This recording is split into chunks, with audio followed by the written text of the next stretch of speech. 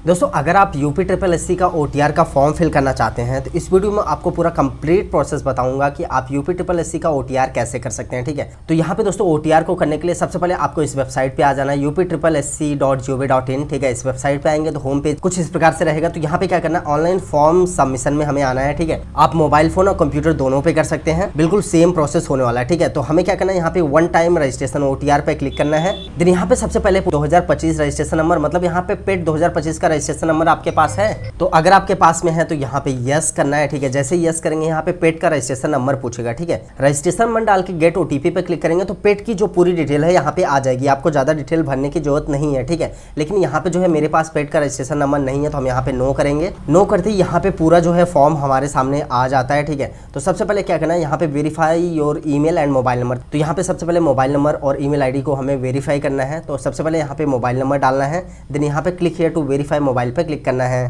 Then इसके बाद आपके मोबाइल नंबर पे एक ओटीपी जाएगी, वो ओटीपी आपको यहाँ पे डाल के वेरीफाई पे क्लिक करना है। मोबाइल नंबर वेरीफाई होते ही यहाँ पे वेरीफाइड का साइन आ जाएगा। इसके बाद सेम इसी प्रकार से ईमेल आईडी डालना है। Then click here to verify email करना है।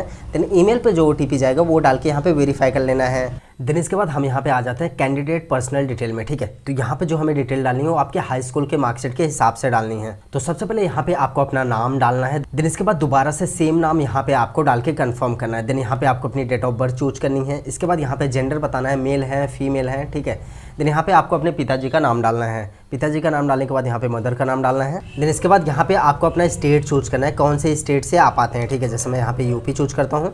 देन इसके बाद यहाँ पे आपको अपने जिले का नाम चूज करना है। देन यहाँ पे आपको अपनी कैटेगरी बतानी पड़ेगी, आप जनरल, ओबीसी, एससी, एसटी किससे आते हैं। ठीक है, देन इसके बाद यहाँ पे आ जाता है बेसिक एकेडमिक डिटेल। यहाँ पे कक्षा 10 की डिटेल हमें डालनी है। ठीक है, कक्षा 10 आपने कौन से बोर्ड से पास करा है, वो सारे बोर्ड यहाँ पे हैं, चाहे आपका यूपी बोर्ड हो, सीबीएसई हो या बिहार बोर्ड हो। ठीक है, सारे बोर्ड यहाँ पे हैं, तो यहाँ पे आपको अपना बोर्ड चूज करना है। देन इसके बाद ईयर ऑफ पासिंग यहाँ पे बताना है, कौन से साल में आपने जो है कक्षा 10 पास करा था वो। देन यहाँ पे रोल नंबर। इसके बाद यहाँ पे आपके जो हाई स्कूल में था परसेंटेज सिस्टम था या ग्रेड सिस्टम था, आपको चूज करना है। अगर आप यूपी बोर्ड से हैं तो यहाँ पे परसेंटेज रहेगा। फिर इसके बाद आता है ऑब्टेन्ड मार्क। ठीक है, यहाँ पे आपको बताना है कितना मार्क्स आपको मिला था। इसके बाद टोटल मार्क्स, मतलब यहाँ पे टोटल पूर्णांक कितना था। जैसे यूपी बोर्ड में 600 होता है तो 600 डालना है। परसेंटेज यहाँ पे आएगा कोने में। ठीक है, ये ऑटोमेटिक यहाँ पे कैलकुलेट कर लेगा। देन ये डिटेल डालने के बाद दोस्तों हम आ जाते हैं एड्रेस डिटेल में। तो यहाँ पे हमें एड्रेस डालना है। सबसे पहले यहाँ पे सीओ पूछता है, मतलब यहाँ पे आपके केयर ऑफ, यहाँ पे आपको अपने फादर का नाम डाल देना है। देन इसके बाद house number, flat number, street, सारा डिटेल यहाँ पे आपको फिल कर देना है अपने हिसाब से, अपने एड्रेस के हिसाब से।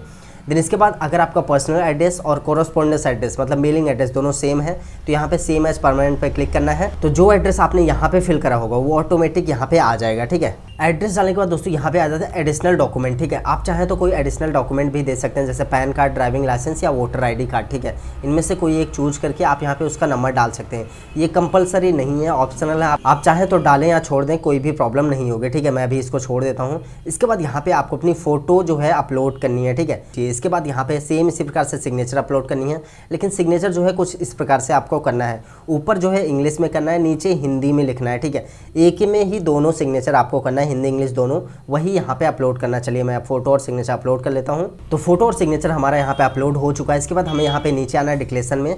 देन यहाँ पे आई हियर बाय डिक्लेयर पे यस करना है आपको। देन यहाँ पे ये जो कैप्चा दिख रहा है, कैप्चा डालना है।